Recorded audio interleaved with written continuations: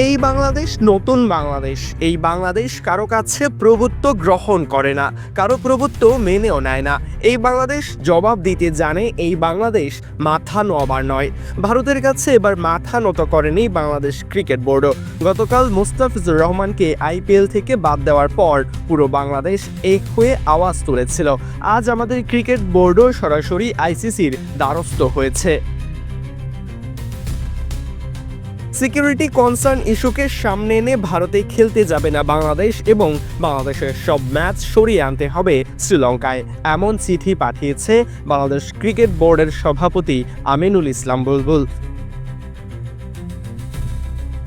এমন তাৎক্ষণাৎ পদক্ষেপ নেওয়ার জন্য সারা দেশে প্রশংসিত হচ্ছেন বুলবুলের বোর্ড। সিকিউরিটি ইস্যুর জন্য যেহেতু মোস্তাফিজুর রহমানকে আইপিএলে খেলতে দেওয়া হচ্ছে না, তবে সেই দেশে গিয়ে কি করে আমাদের পুরো দল বিশ্বকাপে খেলবে?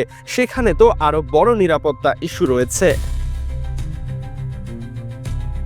তবে চিঠি দেওয়ার মানেই বাংলাদেশের ভেন্যু পরিবর্তন হয়ে যাওয়া নয়। আইসিসি বরাবরই হোস্ট বোর্ডের বিরুদ্ধে হস্তক্ষেপ করতে চায় না। তারপরও আবার সেটা যদি হয় ভারতের মতো ক্রিকেটের রাঘব বোয়াল, তবে তো আরও আশা করা যায় না।